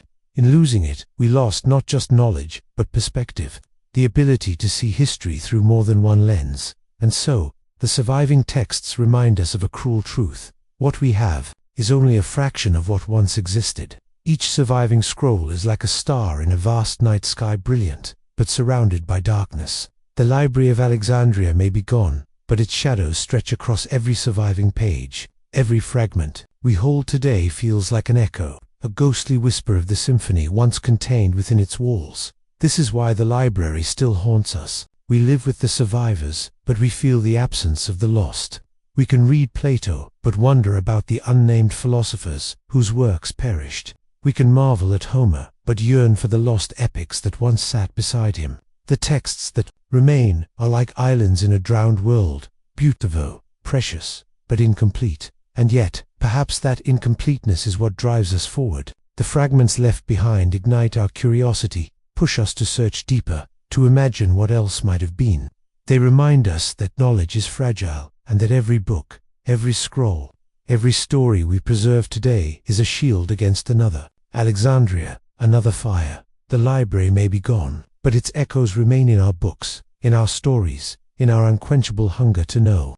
Perhaps the true legacy of Alexandria is not the loss, but the longing. And in that longing, in that restless pursuit of knowledge, the library lives on. Chapter 11. The Scholar's Dream. Could it have changed the world? History is built on turning points, moments when a single event shifts the path of civilization. The Library of Alexandria was one such point, not only for what it contained, but for what might have been. When we ask, what knowledge did we lose? We are really asking something larger. Could the survival of that knowledge have changed the world? Could our ancestors, with the wisdom of millennia preserved in that vast archive, have leaped centuries ahead of their time? Could we today be living in a future that should have been our past? To imagine this, we must first recognize the scale of what was possible. Ancient inventors like Hero of Alexandria were already experimenting with machines that resemble modern technology.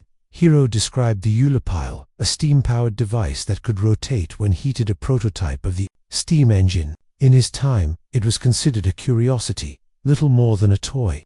But imagine if his designs had been preserved, studied, and improved. Instead of the Industrial Revolution sparking in the 18th century, it might have begun in the second. The world could have been transformed by machines, factories, and railways in the age of Rome. Humanity's relationship with time, labor, and energy would have shifted forever. The same is true for medicine. In Alexandria, physicians dissected human bodies, catalogued organs, and experimented with surgery. Some sources suggest they understood the circulation of blood long before William Harvey described it in the 1600s. Others hint at advanced knowledge of the brain, the nervous system, and diseases. If this knowledge had been preserved and developed, antibiotics, vaccines, and surgical techniques might have arrived 1,000 years earlier. Imagine a world where the Black Death of the 14th century was met with antibiotics instead of superstition. Tens of millions of lives could have been saved. Europe might not have plunged into despair and stagnation, but surged forward into progress. Astronomy offers another tantalizing possibility. Aristarchus of Samos, a Greek thinker whose works may have been stored in Alexandria, proposed that the Earth orbited the Sun almost 1,800 years before Copernicus revived the idea. His writings, however, were largely forgotten. If his heliocentric theory had survived and spread, the scientific revolution might have begun in antiquity. Imagine Roman engineers armed with Newton's physics, Renaissance artists painting under the light of telescopes, medieval sailors navigating with precise star charts, the age of exploration, the moon landing, perhaps even space travel itself. These could have come centuries earlier. Even the philosophies of lost texts could have altered history. Consider the tragedies of the Dark Ages, when superstition, fear, and dogma often replaced reason. If the works of lost philosophers had survived, rationalists who questioned the gods, thinkers who studied ethics, or mystics who saw unity in science and spirituality, the march of progress might have been steadier. The Renaissance, instead of being a rebirth, might have been a continuous evolution from antiquity to modernity. Humanity could have skipped centuries of war fought over ignorance. This is not mere fantasy. History shows us how rediscovered knowledge transforms societies. When manuscripts from the Islamic world reached Europe in the 12th century, they ignited intellectual revolutions. The reintroduction of Aristotle's works changed philosophy. Galen's medicine reshaped healing. Ptolemy's astronomy, though flawed, paved the way for Copernicus. If such fragments alone could shift civilization, what could the intact treasure of Alexandria have done? Consider technology. If Roman civilization had harnessed steam engines, electricity, or advanced metallurgy, history's wars might have looked unrecognizable. The Roman legions, armed with industrial weapons, might have conquered not just Europe and North Africa, but the entire world. Empires may have risen not with swords and shields, but with machines, railways, and airships. By the medieval period, humanity might already have been experimenting with electricity, radio waves, even flight. Our present might have been a time of interstellar exploration. Our descendants walking among the stars instead of staring up at them in wonder. Yet, there is another side to this dream. Knowledge is power, and power in the wrong hands can be catastrophic. If the library contained advanced weapons knowledge, or insights into chemistry and physics, might earlier access have led not to enlightenment, but to destruction? Imagine the Roman Empire with gunpowder, or medieval kings with nuclear theory. Could humanity have destroyed itself long before the modern era? The dream of progress is haunted by the shadow of misuse. The library could have made us devils. Still, the possibility of lost centuries of advancement lingers. When we marvel at the pace of the last 300 years' industrialization, electrification, medicine, flight, space exploration, we are really marveling at how much can happen in a short time when knowledge is unleashed. What if that unleashing had happened in 300 BCE instead of 1700 CE? What if the Renaissance had begun under Caesar instead of Da Vinci? Could we now be colonizing planets instead of still learning to live together on Earth? Perhaps the greatest tragedy is not just the loss of knowledge, but the loss of time. Time is the one thing we can never recover. Every century spent in ignorance was a century stolen from the future. Every idea delayed meant countless lives lived without its benefit. The library's destruction was not a single tragedy, it was 1,000 silent tragedies spread across generations, and yet, there is a strange hope in this dream. The hunger we feel when we imagine what might have been is the same hunger that drives us forward. The loss of the library haunts us because it reminds us of the fragility of progress.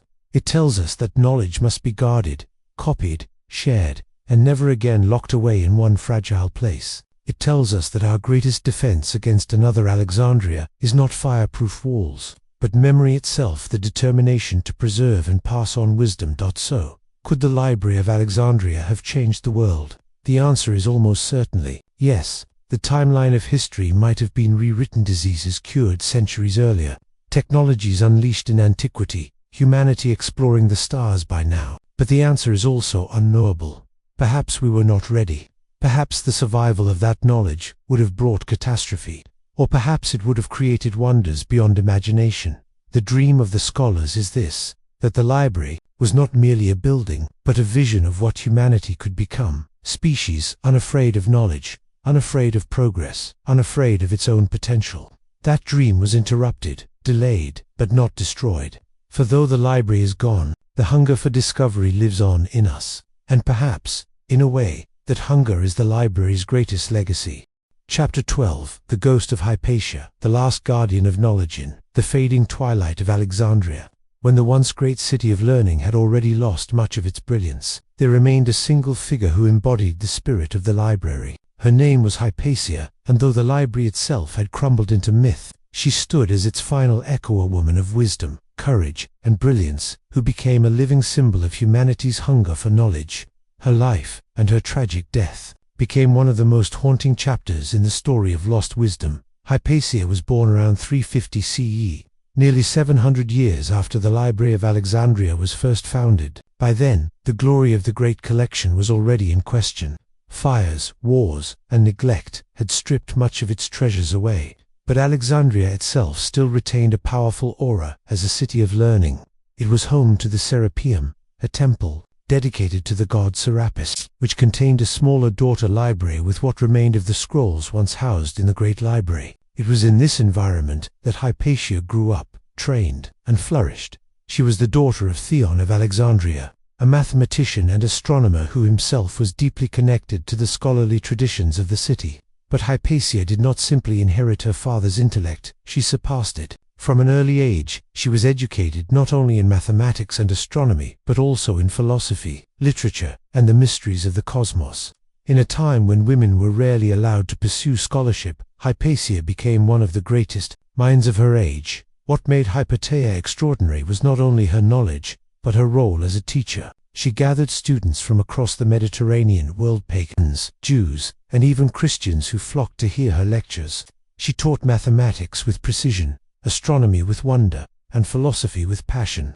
To her, knowledge was not a weapon or a secret, but a light to be shared freely. In many ways, she became a living embodiment of the dream of the Library of Alexandria, a place where all wisdom could be preserved and shared across boundaries of culture, religion, and time.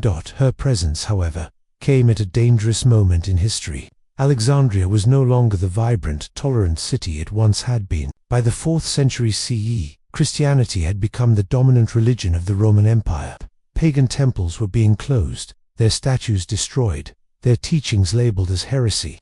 The Serapeum itself, the last refuge of the old libraries, treasures, was attacked and demolished in 391 CE, a symbolic moment when the torch of ancient knowledge was nearly extinguished. Hypatia lived through this turmoil, and for a time, she thrived despite it. She remained respected by many, including high-ranking Christians who admired her intellect. Yet, her very existence was a challenge to the rising tide of dogma. She represented a world where reason and debate stood above unquestioned belief. She advised political leaders, including the Roman governor Orestes, which made her a figure of influence in a deeply divided city. And in this division, she became a target.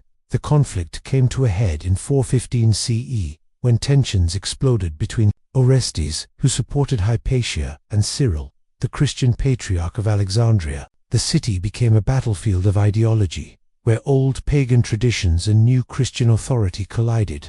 Hypatia, though never openly hostile to Christianity, was caught in the storm.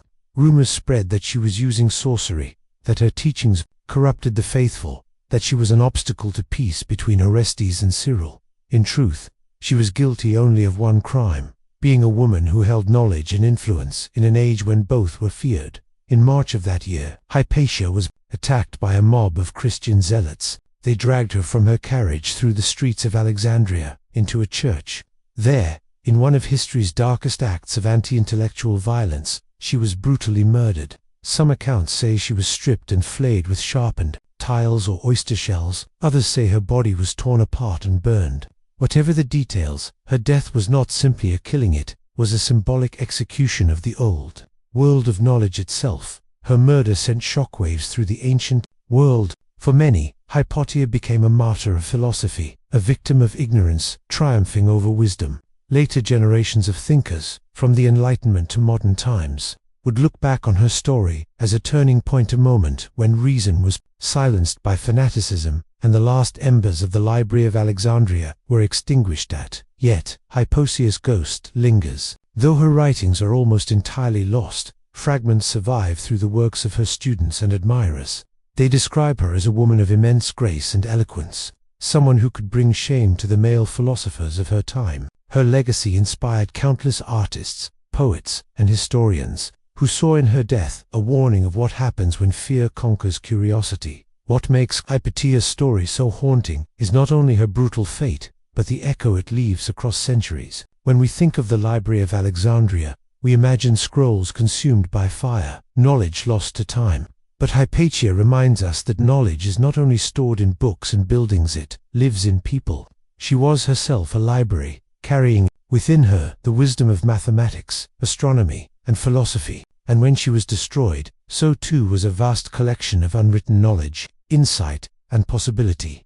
Her death raises an uncomfortable truth. The Library of Alexandria was not destroyed only by accidents of war or by chance fires. It was also destroyed by human choice, by intolerance, by fear of ideas, by the desire to silence voices that challenged authority. The ghost of Hypatia stands as a reminder that the greatest threat to knowledge is not always time, but human hands. And yet, even in death, Hypatia's influence survived. The legend of her brilliance inspired later thinkers, reminding them of the value of reason, debate, and intellectual courage. In the Renaissance, when scholars rediscovered the classics, they also rediscovered her story, a woman who defied the limits of her time and paid the ultimate price. Her ghost whispered to them, and through them, to us. When we imagine the lost Library of Alexandria, we often dream of the scrolls that might have contained cures, inventions, or cosmic truths. But perhaps the most haunting loss was not written on papyrus at all. Perhaps the greatest loss was human, the silencing of minds like Hypatia's, who might have carried the torch of knowledge forward. If she had lived, what might she have discovered? What might she have taught? How much sooner might the world have awakened from darkness? In the end, Hypatia remains the last guardian of the library's spirit. She was not its founder, nor its curator, but its final echo, a lone voice of reason, standing against the tide. Her death marks the symbolic end of Alexandria's dream, but her memory keeps it alive. She is the ghost who walks the corridors of history, whispering that knowledge must be defended, that curiosity must never be silenced, and that libraries are not only built of stone and scrolls, but of human courage. Chapter 13. The Myth versus History. Did the library even exist? When we speak of the Library of Alexandria, most of us imagine a vast temple of knowledge, soaring marble halls lined with thousands upon thousands of scrolls. the air heavy with the smell of papyrus, scholars moving silently in the shadows of flickering oil lamps, and the hum of intellectual debate filling the corridors. It has become a symbol of what humanity once achieved and what it catastrophically lost. But what if this vision is not entirely true? What if the Library of Alexandria, as we imagine it, never truly existed in the form we think? This question unsettles many because it challenges one of the most enduring myths in human history.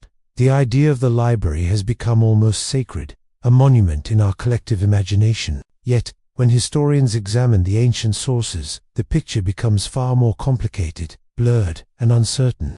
Was the library a single grand building, or a network of smaller collections? Did it hold hundreds of thousands of scrolls, or was that number exaggerated? Was it truly destroyed in one great fire, or did it simply fade away over centuries? The truth, it seems, may be stranger and, perhaps even sadder than the myth. The first problem is evidence. Despite the enormous fame of the library today, ancient accounts of it are surprisingly scarce. Writers like Strabo, Plutarch, and Galen mention it, but never in great detail. No surviving ancient text provides a full description of the building, its exact contents, or even its precise location. There is no archaeological evidence, no ruins, no papyrus fragments, no inscriptions that definitively mark the site as the Great Library. For something said to be one of the greatest achievements of the ancient world, it left behind almost no trace. This silence in the historical record raises questions. Some historians believe the library did exist, but perhaps not as a single, monumental structure. Instead, it may have been a collection of collections, a royal archive in the palace, a research center in the museum, the temple to the muses, and a daughter library within the Serapeum temple. Rather than one massive building, the library may have been spread across different parts of Alexandria, a web of smaller repositories that together represented the knowledge of the world. If this is true, then the popular image of a single colossal library being engulfed in flames is a romantic invention of later centuries. The destruction, instead, may have been gradual, with one collection lost in Julius Caesar's siege, another erased when the Serapeum was destroyed, and yet others decaying slowly through neglect. The myth of one catastrophic fire may be a simplification, a story designed to capture the tragedy in one unforgettable image: wisdom consumed by flame. The second problem is exaggeration. Ancient writers loved to awe their readers with vast numbers. Some claimed the library held 400,000 scrolls, others said 700,000, and later, medieval sources even inflated the figure to nearly 1,000,000. But modern scholars point out that these numbers may be wildly unrealistic. A single papyrus scroll could contain one work or part of one, and most ancient texts were relatively short. To reach those numbers, the library would have needed to copy every known work of the ancient world multiple times, which may not have been feasible. The truth may be closer to tens of thousands of scrolls, still impressive, but far from the mythic mountain of knowledge often described. So how did the legend of the library become so powerful? One reason is that it represents something universal: the fear of lost potential. When people in later centuries looked back, they saw in the library a symbol of everything humanity could have known, but didn't. During the Renaissance, when Europe was rediscovering Greek and Roman texts, the story of the library's destruction became a rallying cry. Thinkers like Voltaire and Diderot spoke of it as one of history's great tragedies, a warning of what happens when ignorance triumphs. They may have exaggerated the library's size and importance, but in doing so, they gave it eternal life as a cultural symbol. Yet even if the library was smaller than we imagine, or scattered across multiple sites, or never destroyed in a single, catastrophic blaze, that does not make its story less haunting. In fact, it may make it more so. If the library had burned all at once, we could point to a single villain, a single tragic day in history. But if it declined, slowly through neglect, through political indifference, through centuries of intolerance, that is an even darker story. It suggests that knowledge does not always vanish in fire. Sometimes it simply fades away when people stop caring.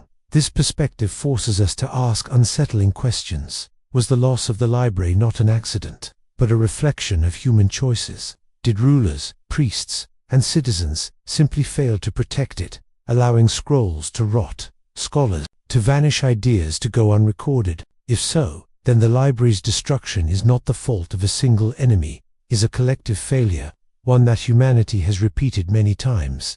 Consider the Middle Ages, when countless manuscripts were lost, either destroyed deliberately as heretical or ignored until they crumbled to dust. Consider wars and revolutions in which archives were burned, not by accident but by intention.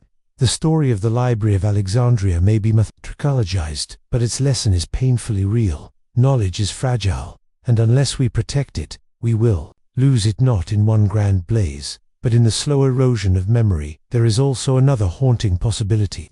Some historians suggest that the library's legend grew larger, precisely because so much was lost. When we look back at antiquity, there are tantalizing gaps, mysteries we cannot solve, inventions we suspect but cannot prove, names of great authors whose works are gone. The library becomes a convenient symbol for that absence, a way of explaining the void.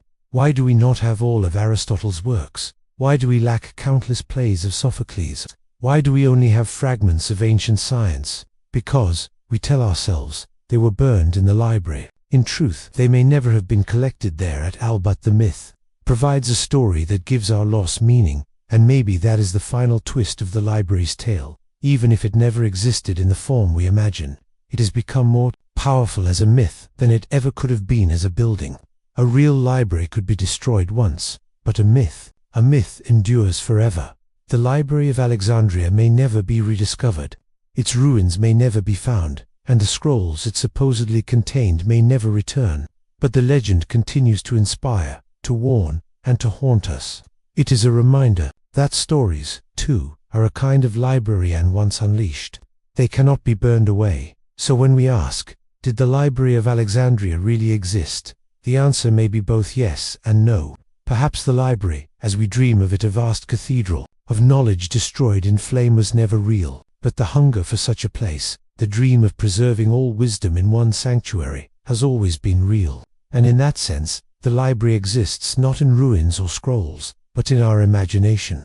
It exists every time we mourn the knowledge we lack, every time we vow to preserve what we have, every time we dream of a world where nothing is forgotten. That, in the end, may be the library's truest legacy, not as a building that perished, but as a story that refuses to die. Chapter 14: Modern Alexandria's Humanity's New Libraries. The Library of Alexandria may be gone, but the dream it represented has never truly died. For over 2,000 years, rulers, scholars, and visionaries have tried to recreate that lost temple of knowledge. Each time a new Alexandria is built, it carries the same ambition to gather all human wisdom in one place, to ensure nothing is forgotten, to protect knowledge from the fire of time. Yet each attempt also carries the same haunting shadow. Will this library survive, or will it one day vanish? In many ways, the tragedy of the ancient library planted a seed in humanity's collective memory. The story of what was lost became a warning. If we do not protect knowledge, it will slip away. And so, century after century, societies built their own versions of the Library of Alexandria, hoping to succeed where the ancients failed. Some succeeded for a time. Others met the same fate: burned, plundered, destroyed. But all of them reveal something profound. The hunger for knowledge never dies. One of the first great successors to the library arose not in the West, but in the East, in the Islamic Golden Age. In the 9th century, the Abbasid caliphs of Baghdad established the House of Wisdom. Like Alexandria before it, this institution gathered texts from across the known world: Greek philosophy, Persian science, Indian mathematics, Chinese medicine. Scholars translated Aristotle into Arabic, preserved texts that Europe had forgotten, and even expanded upon them. Algebra, chemistry, and optics flourished. The House of Wisdom was, in many ways, a rebirth of the Library of Alexandria's mission, but it too faced destruction. In 1258, when the Mongols sacked Baghdad, legend says the Tigris River ran black with ink as manuscripts were hurled into the water. Another Alexandria, drowned in darkness. Yet knowledge has a strange resilience. Fragments survived, and as Europe emerged from the Middle Ages, another effort began to gather the world's wisdom. The invention of the printing press in the 15th century transformed knowledge forever. Suddenly, texts could be copied not by hand, but in hundreds or thousands at once. Where the Library of Alexandria had tried to collect scrolls one by one, the printing press unleashed an avalanche of books across Europe.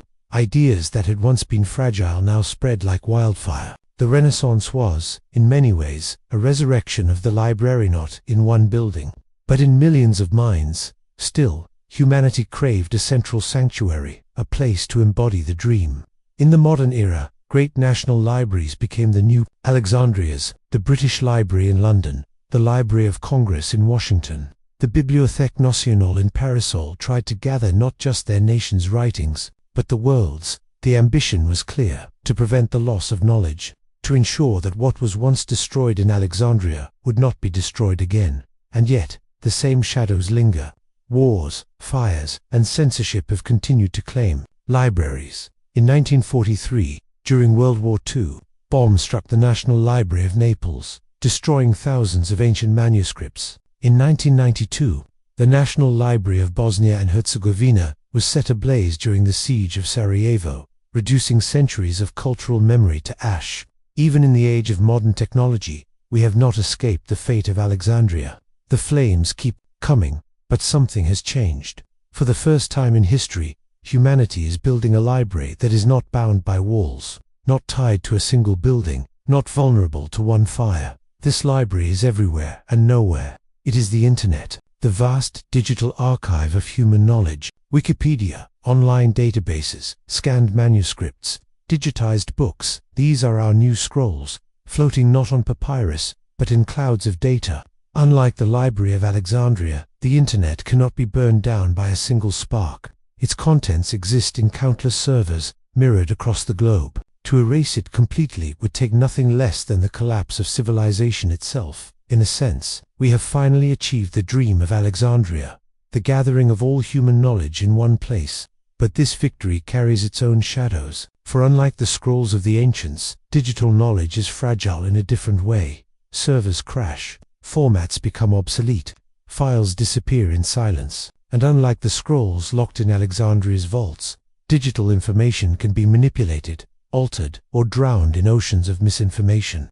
The fire of Alexandria has been replaced by a new danger, the flood. Yet still, we build. In 2002, a modern tribute rose in Egypt, the Bibliotheca Alexandrina, built near the site of the ancient library. This new institution was designed to be both a memorial and a rebirth. Its architecture is stunning, great circular building tilted toward the sea, its walls carved with scripts from every language. Inside, millions of books rest on shelves that stretch skyward, a monument to humanity's refusal to let the dream die. The Bibliotheca Alexandrina may not hold the lost scrolls of antiquity, but it holds something just as powerful, the reminder that we still believe in the dream. The haunting question remains, however, are we repeating history? Just as the Library of Alexandria fell not in one single fire, but in centuries of neglect, are we letting our modern libraries decay in new ways? Vast digital archives depend on electricity, servers, and political will. What happens if wars break networks, if governments censor information, if corporations lock knowledge behind walls of profit? The fragility of knowledge has not disappeared, has simply changed form. Perhaps this is the real lesson of Alexandria. No library is eternal, not even the ones we are building today. What matters is not the building, but the will to preserve knowledge across generations.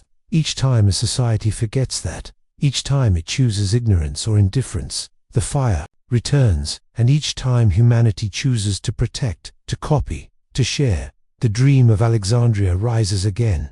We live in an age of both great promise and great peril. For the first time, a child anywhere on Earth can access more knowledge on a smartphone than scholars in Alexandria could have dreamed of. For the first time, the wisdom of thousands of years is at our fingertips. But for the first time, too, the dangers of misinformation, digital decay, and deliberate manipulation threaten to overwhelm truth itself. The Library of Alexandria reminds us that knowledge is never safe, not in marble halls, not in stone temples, not even in the cloud. And so, the task is ours, to protect, to question, to preserve, to remember that knowledge is not a gift handed down, but a fragile inheritance that must be guarded, rebuilt, and shared. The modern Alexandrias, the internet, the libraries, the archives are not perfect, but they are the best defense we have against the eternal fire of forgetting. The Library of Alexandria may be gone, but its ghost walks with us still. Every book we digitize, every scroll we preserve, Every archive we protect is an answer to that ghost, a promise that what was once lost will not be lost again. Whether that promise is kept depends not on fire or fate but on us. Chapter 15: The Eternal Question. What knowledge did we lose? For over 2,000 years, the fate of the Library of Alexandria has haunted humanity.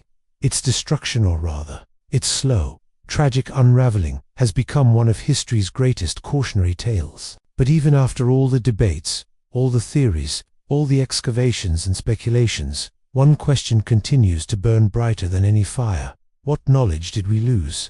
We know the library held hundreds of thousands of scrolls, perhaps even close to 1 million. Ships that docked at Alexandria were said to have been searched, their books copied before the originals were returned. Scrolls from Greece, Egypt, Mesopotamia, India, Persia, and possibly even China may have found their way into its vaults. To imagine what was lost is to peer into a parallel world, a world where human history took a different path, perhaps a far brighter one. Let us begin with science. In Alexandria, scholars were not simply preserving knowledge, but creating it. Eratosthenes calculated the circumference of the earth with astonishing accuracy more than 2,000 years ago. Hero of Alexandria designed machines powered by steam, centuries before the Industrial Revolution. What if his inventions had been developed further? Could engines, railroads, even flight have emerged in the ancient world? Could humanity have stepped onto the moon not in the 20th century, but in the second? Medicine, too, was far more advanced in the ancient world than many realize. Surgeons in Alexandria practiced dissections, mapped parts of the human body, and experimented with treatments. What cures were written in those scrolls? Did knowledge of antibiotics, of anesthesia, of complex surgery lie hidden in papyrus that turned to ash? Could millions of lives across centuries have been spared if only those writings had endured? And what of philosophy? The lost dialogues of Aristotle, the missing plays of Sophocles, the forgotten myths of civilizations long gone, all could have been preserved in the library. Entire philosophies may have existed that we will never know, schools of thought that could have reshaped ethics, politics, or spirituality. Did the answers to questions we still wrestle with today about justice, meaning, the soul lie, waiting, in those shelves? Perhaps the greatest loss is not any single discovery, but the connections between them. The Library of Alexandria was not just a storage house, but a meeting place. Imagine a physician from Egypt comparing notes with a mathematician from Greece. Imagine an astronomer from Babylon debating with a philosopher from India. The cross-pollination of ideas may have led to insights we cannot even conceive of. Knowledge is not simply additive. When shared, it multiplies. The library was a crucible of such possibilities. Its destruction was not the loss of scrolls, was the loss of futures. Of course, some argue that humanity would not have been ready. That knowledge alone does not guarantee progress. That ancient societies, bound by slavery, empire, and superstition, could not have sustained such advances. But is that true? Or is it a comforting excuse, a way to accept the loss rather than mourn it? After all, we know that progress is not a straight line. It leaps forward when conditions allow, and it stalls when knowledge is lost. The dark ages of Europe were, in part, the result of forgetting what the ancients had already discovered. What if that forgetting had never happened? The tragedy of Alexandria forces us to confront a deeper truth. Knowledge is fragile. Civilizations rise and fall, but scrolls burn, books decay, servers crash. Each generation must decide whether to protect knowledge or let it slip into silence. The Library of Alexandria was not the first archive to vanish, nor will it be the last, but it has become a symbol because it represented humanity's greatest ambition and its greatest failure, even now. As we live in an age of unprecedented access to information, the shadow of Alexandria lingers. We tell ourselves it could never happen again, that the internet makes knowledge eternal. But is that true? How many digital files vanish every day, deleted or corrupted? How many truths are buried beneath floods of misinformation? The fire may not burn scrolls anymore, but it still burns in censorship, in propaganda, in the slow neglect of archives that crumble for lack of funding. Perhaps this is why the story of the library resonates so deeply. It is not just a tale of loss, but a warning. Knowledge must be guarded, or it will be forgotten. The ancients could not save their library, but we can choose differently, and yet the question remains unanswered. What knowledge did we lose? The truth is, we will never know. That is both the sorrow and the fascination of Alexandria. It is a wound that cannot be healed, because its depth cannot be measured. Each time we wonder, we invent possibilities, cures for diseases, technologies centuries ahead of their time, philosophies that could have reshaped the human spirit. Maybe the reality was less dramatic. Maybe many scrolls were filled with mundane records, dull commentaries, or forgotten myths. But the power of the library lies not only in what it held, but in what it makes us imagine. The Library of Alexandria is gone, but its ghost whispers to us still. Every time a library burns, we hear its echo. Every time a scholar discovers a forgotten manuscript, we glimpse a fragment of what might have been. And every time we protect knowledge, whether by building archives, by digitizing books, or simply by sharing stories, we defy that ancient fire. So, what knowledge did we lose? We lost more than scrolls. We lost a future, a timeline where humanity's progress may have come earlier, faster, brighter. But perhaps, in remembering that loss, we also gained something, the determination to ensure it does not happen again. The Library of Alexandria was a tragedy, but it also became a seed. Its destruction reminds us of the value of knowledge, the danger of neglect, and the responsibility we carry. And that is why, though the shelves are ash and the scrolls are dust, the Library of Alexandria will never truly die. It lives on in every book preserved, every archive protected, every question asked. It lives on in us, as a story, a warning, and a dream. The fire may have consumed its walls, but its light remains an eternal flame, urging us never to forget and never to stop seeking the knowledge that was lost.